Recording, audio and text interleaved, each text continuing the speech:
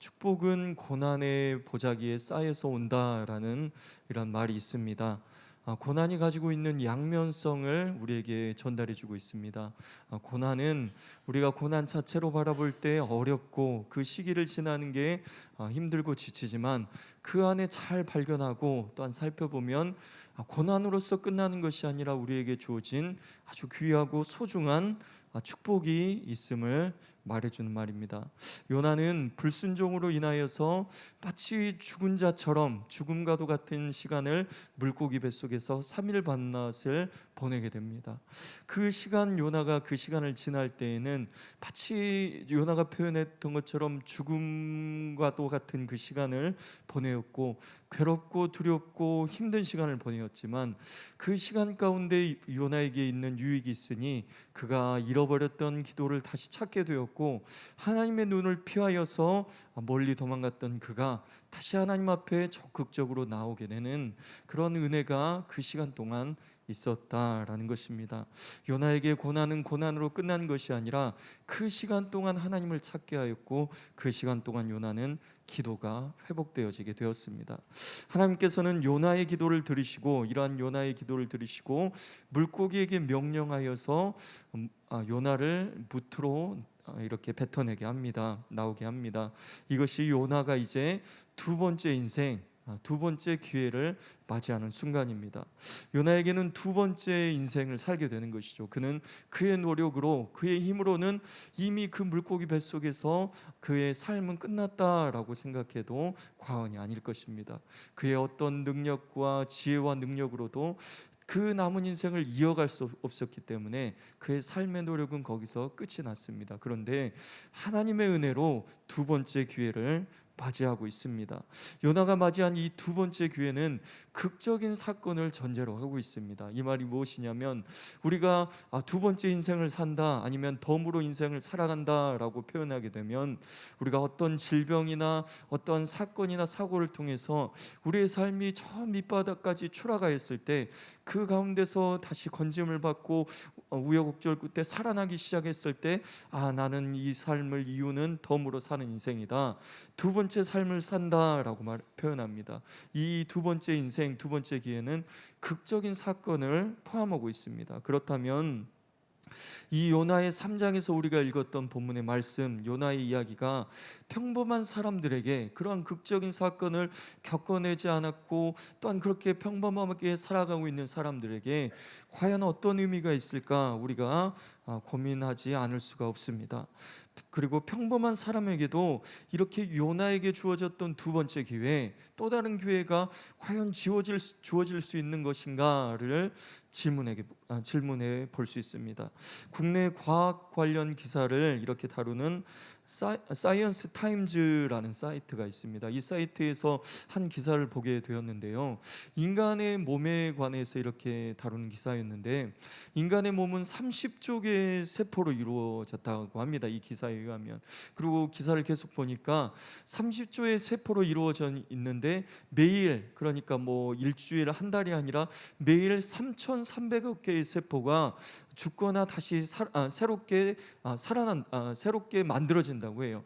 그러니까 인간의 몸 안에서 우리는 인간의 몸을 가지고 평범하게 하루를 계속해서 살아가고, 오늘도 똑같은 하루고 내일도 똑같은 하루, 그 다음도 똑같은 하루라고 생각하고 있는데, 우리 몸 안에서는 수많은 세포들이, 3,300억 개의 세포들이 사라지고 다시 태어나고 하면서 매일 새로운 하루를 시작하고 있다라는 것을 우리가 생각해 볼 수 있습니다.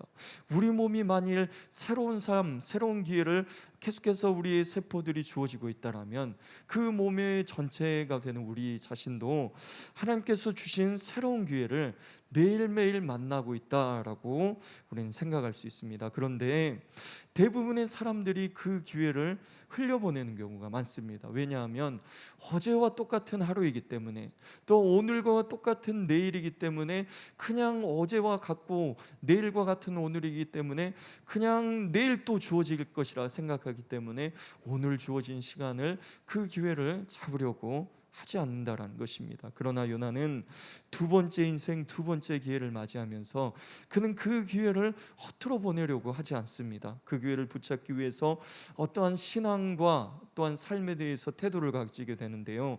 본문의 말씀을 통해서 우리가 이것을 살펴보므로 우리도 또한 우리의 삶에서 주어진 기회를 어떻게 붙잡을 수 있는지 두 가지로 살펴보고자 합니다. 첫째, 요나는 주어진 인생의 기회를 붙잡기 위해서 경청하는 자가 되었습니다. 1절에서 3절 말씀을 보시겠습니다. 1절에 3절 말씀, 저 한 절, 여러분 한 절 읽겠습니다.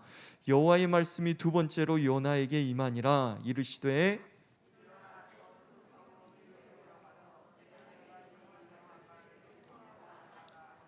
함께 읽겠습니다. 요나가 여호와의 말씀대로 일어나서 니느웨로 가니라. 니느웨는 사흘 동안 걸을 만큼 하나님 앞에 큰 성읍이더라. 아멘. 두 번째 인생, 두 번째 기회를 맞이하고 있는 요나에게 하나님의 말씀이 다시 한번 임하게 됩니다. 2절을 다시 보시면, 일어나 저 큰 성읍 니느웨로 가서 내가 내게 명한 바를 그들에게 선포하라 라고 말씀하고 있습니다. 그런데 이 2절의 말씀은 1장에서도 동일하게 나오는 말씀입니다. 1장에서 처음 하나님께서 요나에게 말씀하실 때 이와 똑같은 말씀을 요나에게 들려줍니다. 그러니까 첫 번째 하나님께서 해주셨던 그 말씀과 지금 3장에서 1장에서 요나에게 말씀했던 그 말씀과 3장에서 다시 말씀한 그 말씀이 크게 다르지가 않습니다. 같은 내용을 말씀하고 있습니다. 니느웨로 가서 하나님의 말씀을 선포하라, 또한 외치라 라고 요나에게 동일한 요구를 하시고 있습니다. 그런데 1장에서의 요나의 태도와 이 말씀에 반응하는 3장에서의 요나의 태도가 다릅니다. 1장에서의 요나와 3장에서의 요나는 같은 사람이죠. 그리고 1장에서 요나에게 말씀하시는 하나님도, 또한 3장에서 요나에게 말씀하시는 그 하나님도 같은 분입니다. 같은 사람이고 같은 사람에게 똑같은 동일한 하나님께서 같은 말씀을 전해주시고 있는데, 3장의 요나는 하나님의 말씀에 경청하지만 1장의 요나는 하나님의 말씀을 경청하지 않습니다. 요나 1장 2절과 3절 상반절을 보시면 제가 읽어드리겠습니다. 너는 일어나 저 큰 성읍 니느웨로 가서 그것을 향하여 외치라. 그 악독이 내 앞에 상달되었음이니라 하시니라. 그러나 요나가 여호와의 얼굴을 피하려고 라고 기록하고 있습니다. 1장의 요나는 어떤 사람입니까?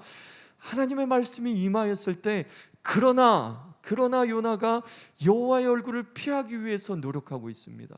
그러니까 하나님의 말씀이 들려졌을 때 그것을 경청하거나 받아들이는 것이 아니라 그러나 하나님의 말씀과 반대되는 생각을 하고 그것과 다른 행동을 취하는 사람이 바로 1장에서 나타난 요나의 모습이었습니다. 하나님의 말씀이 임하였을 때 요나는 경청하지 않고 오히려 거부합니다. 1장의 요나의 모습이 어떤 사람인가요? 자기의 생각이 분명하여서 자기의 생각과 다르게 되면 하나님의 말씀일지라도, 그것이 하나님께서 주신 말씀일지라도 그것을 거부하고 경청하지 않는, 따르지 않는 사람이 바로 1장에서 나타난 요나의 모습이었습니다. 우리가 어떤 상황이 생기죠. 그리고 그 상황에 맞게 행동을 하려면 그 중간의 과정이 필요합니다. 어떤 상황이 생기면 그 중간의 과정에 생각을 하게 되고, 이 상황은 어떤 상황인지, 또한 어떻게 대처해야 되는지 생각을 하고 그 생각에 따라서 행동을 하게 되죠. 그런데 이 요나는 하나님의 말씀이 주어진 상황이 생겼는데 바로 행동을 하게 됩니다. 그 중간에 신앙적인 고민도 하지 않고 기도의 흔적도 보이지 않고 내가 믿음으로 살기 위해서, 하나님의 뜻을 실천하기 위해서 어떻게 해야 되는지 그 상황을 가지고 고민해 본 흔적이 1장에 나타나지 않습니다. 상황이 생기면 그 상황에 대해서 고민하고 어떻게 대처할지 생각하고 판단한 후에 행동해야 되는데, 요나는 신앙적인 그 숙고의 과정, 생각의 과정을 거치지 않고 하나님의 말씀이 주어지면 그 말씀과 반대되는 행동을 하게 되었습니다. 그 결과가 어떤 것입니까? 요나에게 주어진, 하나님께서 그 말씀으로 주신 그 사명, 그 첫 번째 기회를 잃어버리게 됩니다. 이것이 1장의 요나의 모습이요, 또한 우리의 모습일 수 있습니다.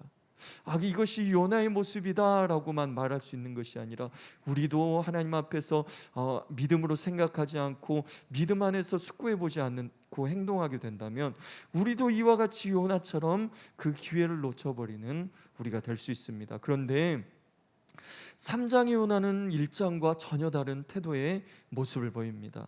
하나님의 말씀이 임하였을 때 요나는 본문의 말씀 3절을 보시면 요나가 여호와의 말씀대로 일어나서 니느웨로 가니라 라고 기록하고 있습니다. 3장의 요나는 하나님의 말씀이 들릴 때 어떻게 합니까? 그 말씀에 경청하기 시작합니다.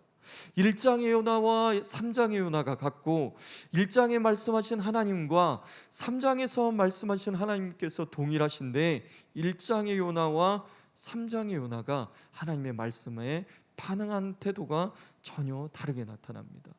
어떤 차이가 있을까요? 왜 요나는 1장과 3장에서 전혀 다른 사람의 모습으로 나타나게 될까요? 그 과정에 2장의 상황이 요나에게 있기 때문입니다. 요나는 2장에서 물고기 뱃속에서 마치 죽은 자와 같은 시간을 보내게 됩니다. 그 시간을 보낼 때 요나는 고통스러웠지만 어려웠지만 그리고 아팠지만 그 시간을 통해서 요나에게 변화가 일어나기 시작한 것이죠. 경청하지 않는 자로서의 삶을 살아보니까 하나님 말씀에 경청하지 않고 선택했던 그 순간들이 자신을 얼마나 고통스럽게 했는지, 그리고 주어진 삶의 기회들을 하나씩 하나씩 버려버리고 소중하게 여기지 않고 살아가다 보니까 주어진 그 인생의 기회를 다 놓쳐버리고 물고기 뱃속에 들어갔을 때 더 이상 아무것도 할 수 없을 그때를 경험한 요나는 그 시간을 통해서 주어진 기회를 소중히 여겨야 되는구나, 그리고 하나님 말씀에 경청해야 되는구나 라는 것을 깨닫는 자가 되어지게 되었습니다. 인생의 기회를 한번 잃어버리고 나니 다시 주어진 그 기회에 대해서는 소중해야 되는구나, 이것을 그냥 흘려보내서는 안 되는구나 라는 것을 깨닫게 되는 시간이 바로 요나가 겪은 2장의 시간이었습니다. 여러분, 우리가 건강을 잃어버리게 되면 건강이 소중하다는 것을 그때 깨닫게 되죠. 그리고 우리가 물질이나 아니면 시간들을 많이 흘려보내고 잃어버리게 되면 물질을 가지고 있을 때 소중히 여겼어야 되는구나, 내게 많은 시간이 있을 때 그 시간들을 잘 선용하고 잘 사용해야 됐구나 라고 그 시간과 물질에 대해서 소중함을 느끼게 됩니다. 우리가 코로나 기간 기도와 말씀의 시간을 많이 빼앗기게 되었죠. 우리가 기도하고 싶어도 말씀을 들으려고, 또한 예배를 드리고 드리려고 교회 오고 싶어도 그것이 쉽지 않은 시간들을 코로나 기간 보내왔고 또한 보내고 있습니다. 이 시간을 통해서 우리는 기도의 자리가, 또한 말씀의 자리가, 예배의 자리가 얼마나 우리에게 소중한 것인지를 깨닫게 된다는 것입니다. 요나는 첫 번째 기회를 잃어버리고 나서야 정말로 그 기회를 함부로 보내서는 안 되는구나 라는 사실을 깨닫게 되었습니다. 그 하나님 앞에 경청하지 않는 태도가 얼마나 위험한 일인지, 자신을 얼마나 위험한 것으로 이끌어갔는지를 경험으로 깨닫게 되었기 때문입니다. 요나는 그래서 이전과 다른 태도로 3장의 삶을 살아가게 됩니다. 그러면 여러분은 어떠하십니까? 여러분에게 하나님께서 매일매일 기회를 주시죠. 매일매일의 삶에 우리 새로운 날들을 맞이하게 해주십니다. 우리가 사랑할 기회를 허락하여 주시고, 또한 용서할 기회를 허락하여 주시고, 또한 용서를 구할 기회를 허락하여 주시고, 누군가에게 아픈 말을 하고 또한 상처된 말을 했다면 다시금 격려의 말을 하고 위로의 말을 할 수 있는 그런 시간들을 매일매일, 어제와 똑같은 하루이지만 매일매일 매 시간을 우리에게 허락하여 주시고 있는 분이 바로 우리의 하나님이십니다. 그런데 우리가 매일 주어지는 그 하루이기 때문에 내일 하지, 아니면 한 달 후에 하지, 이렇게 시간을 보내고 있지는 않습니까?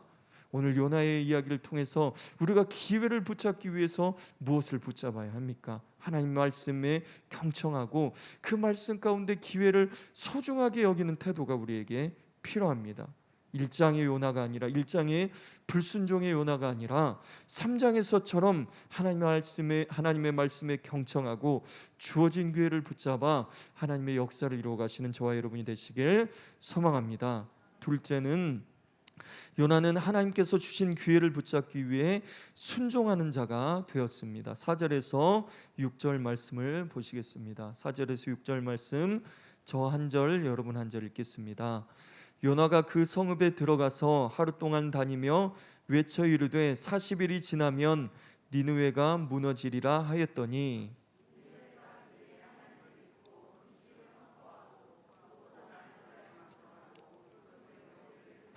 함께 읽겠습니다. 그 일이 니느웨 왕에게 들림에 왕이 보좌에서 일어나 왕복을 벗고 굵은 베옷을 입고 제 위에 앉으니라. 아멘.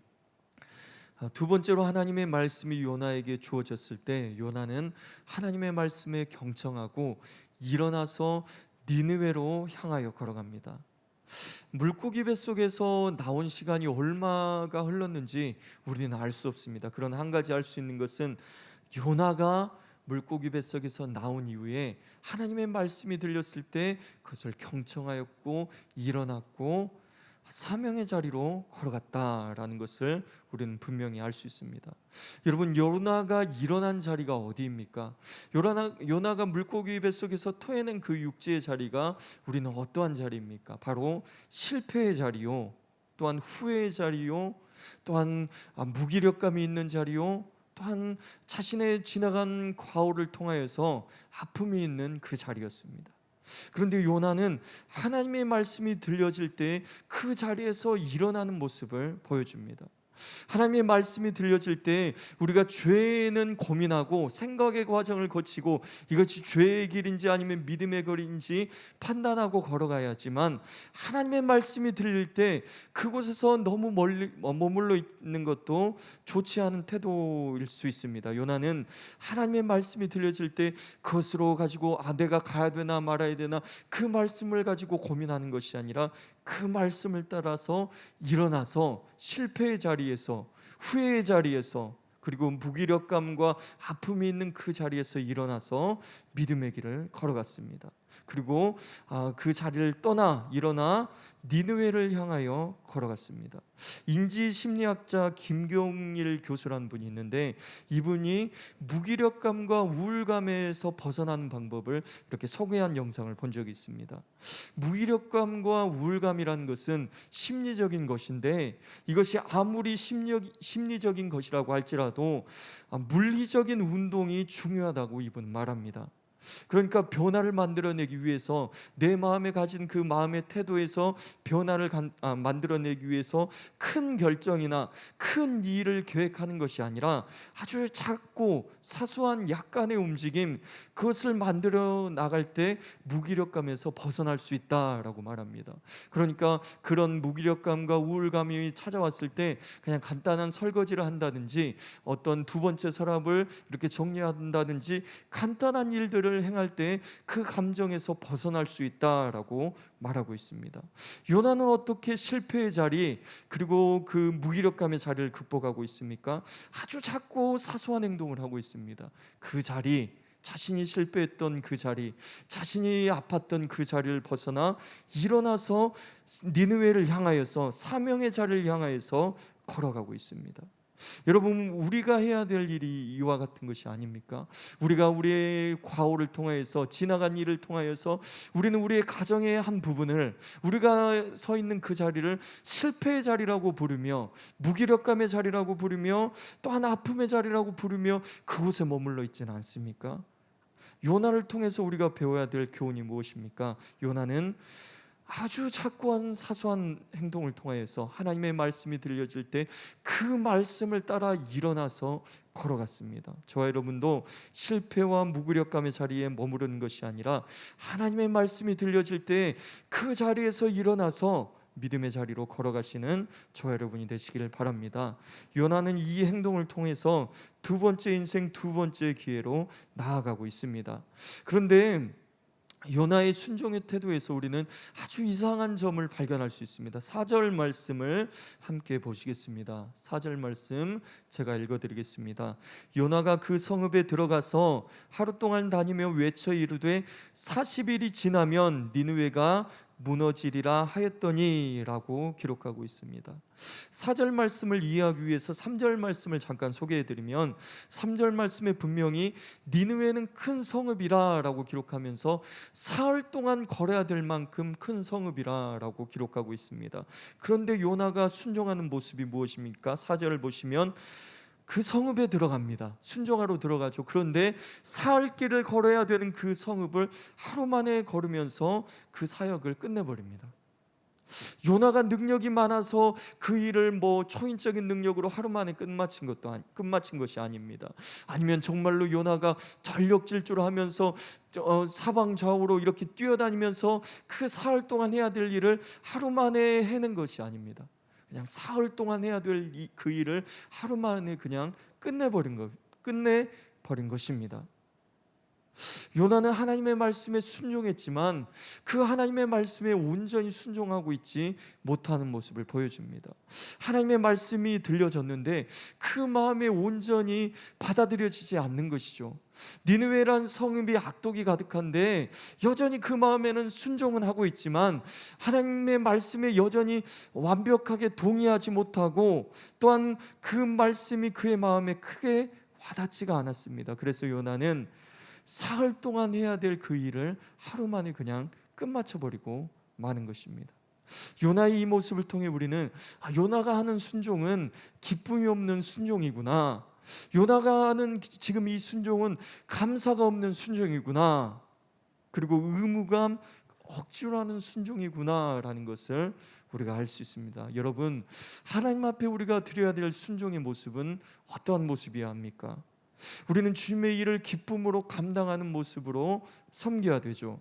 그리고 감사함으로 순종해야 되는 것도 너무도 당연한 것입니다. 그런데 우리가 이처럼 순종의 자리에 설 때, 우리가 하나님께서 맡기신 그 어떤 직분이나 순종의 자리를 감당할 때 항상 기쁨이 주어지는 것만은 아닙니다. 때로는 헌신이 요구되어지고 때로는 인내의 시간이 우리에게 요구되어집니다.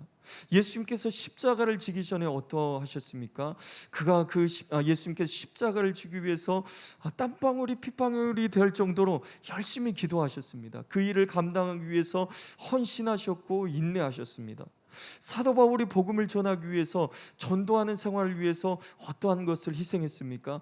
자신의 삶을 희생하였고, 안전한 삶을 희생하였고, 수많은 시간 헌신하였고, 수많은 날들을 인내의 세월로 보내었다라는 것이죠. 하나님께서 우리에게 맡겨주신 그런 어떠한 직분이나 아니면 사명의 자리가 항상 우리에게 기쁨이 되고 즐거움이 되는 것만은 아니라는 사실입니다. 이때 헌신과 인내가 요구되어지는 그 순종의 자리에서 우리는 무엇을 해야 됩니까? 그것이 의무감일지라도, 그것이 억지로라도 순종하는 태도가 필요합니다. 요나에게서 그 모습을 우리가 발견할 수 있습니다. 왜입니까? 그 내용이 5절과 6절에 나와 있습니다. 5절과 6절, 저 한 절, 여러분 한 절 읽겠습니다.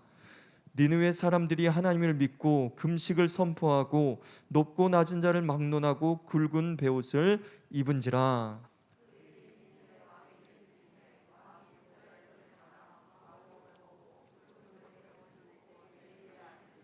아멘. 니느웨 사람들이 하나님을 믿고 금식을 선포하는 장면을 5절과 6절에서 기록하고 있습니다.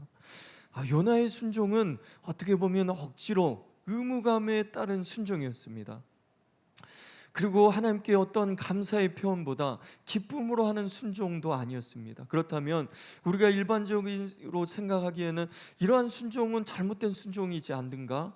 그리고 이러한 순종이 과연 의미가 있을까 우리가 생각하게 되는데, 아주 놀라운 결과를 5절과 6절에서 기록하고 있습니다. 니느웨 사람들이 그 악독이 가득했던 니느웨 성읍이죠.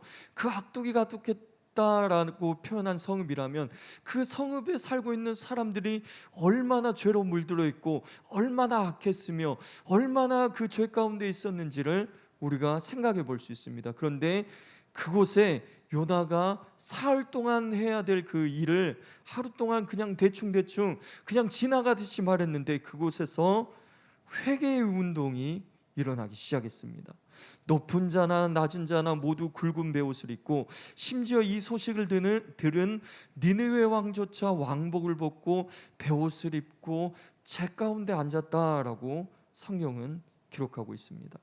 당시 백성들과 왕이 굵은 베옷을 입었다라는 표현은 진심으로 그들이 회개하고 있다라는 것으로 우리가 이해할 수 있고, 또한 제위에 왕이 앉은 장면을 우리가 생각을 해보면 욥기서의 마지막에 욥이 하나님 앞에서 내가 티끌과 재 가운데 회개합니다라고 할 때 욥이 재 가운데 앉은 장면을 볼 수 있습니다. 그러니까 지금 왕이 어떤 표현을 하고 있는가요? 욥과 마찬가지로 저는 죄인입니다. 아무것도 아닌 존재입니다. 티끌과 먼지와 같은 존재입니다. 용서하여 주시옵소서. 이 표현을 지금 5절과 6절에서 하고 있는 것이죠. 요나는 의무감으로 그 일을 하였지만, 그리고 억지로라도 하나님의 말씀이기 때문에 그 기회를 놓치지 않기 위해서 그 자리에 섬겼지만, 그것으로 끝난 것이 아니라 하나님께서 그 일을 통하여서 니느웨라는 성읍에 멸망받고 다 심판을 받아 죽어야 될 그곳에서 회개 운동을 일으키시고 그들을 구원해 내시는 구원의 역사를 이루시게 됩니다. 우리가 마음의 완벽한 동의가 필요하다고 생각합니다. 우리에게 맡겨진 어떤 직분들, 아니면 구역장, 구역원, 아니면 어떠한 교사로서 여러 가지 직분들을 우리는 완벽하게 내 마음에 동의되어져야 그것을 할 수 있지 않은가라고 생각합니다. 그런데 요나의 이야기를 통해서 우리가 얻을 수 있는 교훈이 무엇입니까? 그렇지가 않다라는 것입니다. 요나는 자신의 두 번째 받은 요나는 기회를 잡기 위해서 어떻게 했습니까? 자신의 마음에 완벽한 동의가 일어나기까지 기다리지 않았습니다. 하나님의 말씀이 주어질 때 그 말씀을 따라 일어났고 사명의 자리로 나아갔습니다. 우리도 마찬가지입니다. 우리가 하나님께서 우리에게 주신 그 일들, 아니면 어떤 하나님의 섭리들을 바라볼 때 그것을 완벽하게 이해하려고 하면 수많은 시간을 흘려보내게 되죠. 요나가 수많은 시간 동안 물고기 뱃속에서 마치 죽음과도 같은 시간을 경험한 것처럼, 그리고 수많은 시간을 돌아온 것처럼 우리의 마음에 완벽한 동의가 일어나기까지 기다리게 된다면 많은 시간을 우리가 돌아와야 된다는 것입니다. 우리의 신앙이 쌓이고 많은 우여곡절을 겪어가면서 이때 정말로 그때 하나님이 일하셨구나, 그게 그때는 나에게 어려운 일이었지만 하나님께서 복을 주시는 일이었구나, 수많은 시간 후에야 우리는 그것들을 깨달을 수 있게 된다는 것입니다. 그러므로 요나가 한 것처럼 우리는 100% 동의가 있을 때까지 기다리서는 안 됩니다. 1장의 요나처럼 불순종하는 것이 아니라 3장의 요나의 모습처럼 그 주어진 기회를 붙잡기 위해서 100% 동의를 기다리는 것이 아니라 하나님 말씀이 경청되어지고 들려졌으면 그것을 경청하고 믿음으로 일어나 또한 순종의 자리로 걸어가야 될 줄로 믿습니다. 그렇게 할 때 하나님께서 우리에게 주어진 그 기회를 붙잡아서 승리하게 되는 줄 믿습니다. 이제 말씀을 정리하고자 합니다. 우리는 매일매일 하나님으로부터 새로운 기회, 새로운 날을 기회를 부여받고 있습니다. 사랑할 기회요, 용서할 기회요, 또한 용서를 구할 기회요, 또한 누군가에게 아픈 말을 했다면 그 말로 멈춰 있는 것이 아니라 다시 격려의 말을 하고 위로할 수 있는 말들을 할 수 있는 기회를 매일매일 우리에게 허락하고 계십니다.